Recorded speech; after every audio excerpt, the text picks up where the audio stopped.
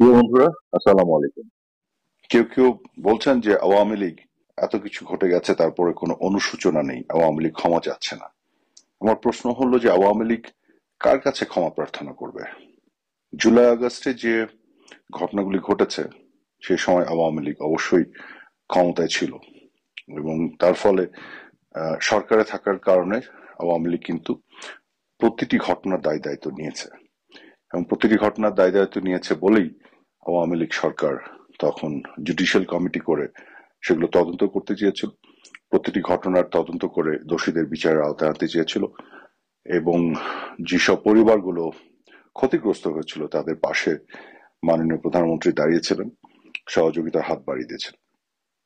কিন্তু এখন প্রশ্ন হচ্ছে যে এই যে এরা বাড়িয়ে বাড়িয়ে বলে যে 1400 মানুষ হত্যাকাণ্ডের শিকার হয়েছে, কেউ বলে 2000, অথচ ইউনূসের সরকারের হেলথ মিনিস্ট্রির রিপোর্ট অনুযায়ী 858 জন তারা এখন পর্যন্ত পেয়েছে, যারা জুলাই আগস্টে তারা যেটা বলতে যাচ্ছে যে মৃত্যুবরণ করেছে।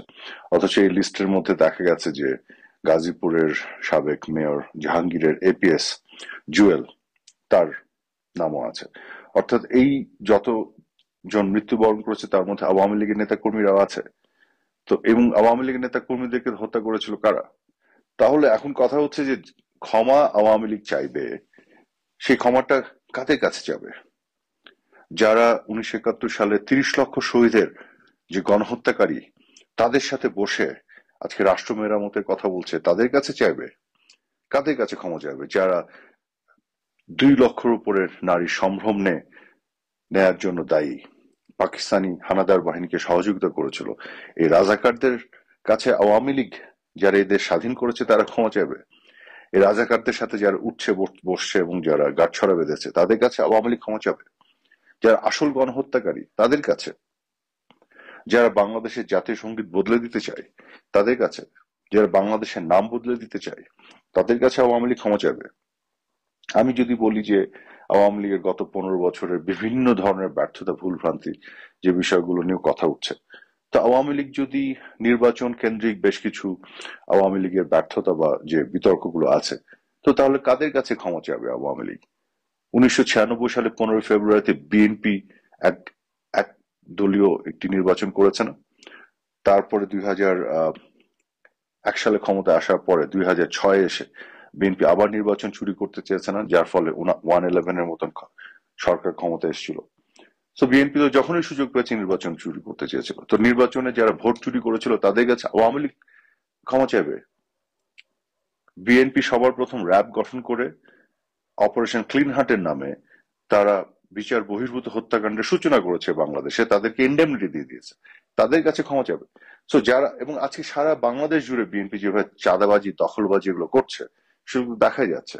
তো যারা ভোট চোর, যারা 21শে আগস্টে হত্যাকাণ্ড করেছে গ্রেনেড মেরে, যারা জঙ্গিবাদের উত্থান ঘটিয়েছে বাংলাদেশে, যারা বাংলাদেশে বিচার বহির্ভূত হত্যাকাণ্ডের সূচনা ঘটিয়েছে, যারা 1971 সালের 30 লক্ষ শহীদের হত্যার পিছনে, গণহত্যার পিছনে দায়ী, এই সকল যে জোটবদ্ধ হয়ে যারা আজকে বসে আছে, তাদের কাছে আওয়ামী লীগ ক্ষমা চাবে কেন? আওয়ামী লীগের বিশাল বড় দোষ হয়ে গেছে গত 15.5 বছর। আওয়ামী লীগ যে দোষে আওয়ামী লীগকে দোষী করা হয়, তার কোন দোষটা এই দলগুলোর মধ্যে নাই বা তারা কখনো করেনি বা বহুগুণে করেনি? তাহলে আজকে ক্ষমার চাওয়ার প্রসঙ্গ কেন আসছে?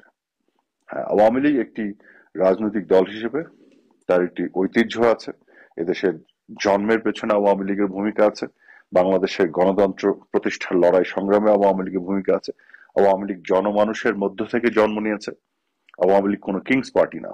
আওয়ামী লীগ ক্যান্টনমেন্ট থেকে জন্ম নেয়নি। আওয়ামী লীগ রাজাকারীর মাধ্যমে টিকে থাকেনি। কাজেই পাকিস্তান পাক হানাদার বাহিনী পদলেহনকারী জামাতের মতন চরিত্র আওয়ামী লীগের না। কাজে আওয়ামী লীগ হচ্ছে একমাত্র সত্যিকার অর্থে জনগণের দল বাংলাদেশে, যার জন্ম এবং বেড়ে ওঠা জনগণের মধ্য দিয়ে। কাজে আওয়ামী লীগ অবশ্যই ঘুরে ঘুরে জনগণের কাছে যাবে। আওয়ামী লীগের যদি ক্ষমা চাইতে হয় জনগণের কাছে যাবে। জনগণের কাছে আওয়ামী লীগের সবকিছু চাওয়া পাওয়া এবং তার অনুযোগ, তার অভিযোগ, তার অভিমান, তার ক্ষোভ, রাগ, ক্ষমা প্রার্থনা সবকিছু জনগণের কাছে। কিন্তু এই যে অ্যালায়েন্স আজকে যারা বারবার ক্ষমা চাওয়ার কথা বলছে, এরা তো সবাই এদের অতীতে ভোট চুরি, বিচার বহির্ভূত হত্যাকাণ্ড, গুম খুন, এদের সবার গণহত্যার সাথে সংযোগ, এই সবকিছুর সাথে তো এরা সবসময় যুক্ত ছিল। এই খুনি ভোটচোর এদের কাছে আওয়ামী লীগের ক্ষমা চাইতে হবে কেন? এই ধরনের তামাশা করা থেকে বিরত থাকুন। একটা নির্বাচন হোক, বাংলাদেশের মানুষ কাকে নির্বাচিত করে সেই সৎ সাহস থাকলে আজকে নির্বাচন হবে, বাংলাদেশের মানুষ সিদ্ধান্ত নেবে। বাংলাদেশের মানুষের কাছে প্রয়োজন হলে আওয়ামী লীগ তার ক্ষমা চাবে, কিন্তু এই চোরদের কাছে, এই খুনিদের কাছে, এই ডাকাতদের কাছে, যারা 21শে আগস্টে বোমা হামলা করেছে, জঙ্গিবাদে উত্থান ঘটিয়েছে, বিচার বহির্ভূত হত্যা করে প্রচুর মানুষকে হত্যা করেছে র্যাব সৃষ্টির মধ্য দিয়ে, 71-এ যারা গণহত্যা করেছে, ধর্ষণ, লুটতারাজ, অগ্নিসংযোগ এগুলো করেছে, এবং যারা ধর্মকে বিক্রি করে রাজনীতি করে, এদের কাছে এই জোট এবং এই অ্যালায়েন্সের কাছে আওয়ামী লীগকে ক্ষমা চাইতে হবে। বাংলাদেশের মানুষের শক্তিতে আওয়ামী লীগ বলিয়ান হয়ে আবার আওয়ামী লীগ ক্ষমতায় যাবে ইনশাল্লাহ। ধন্যবাদ সবাইকে।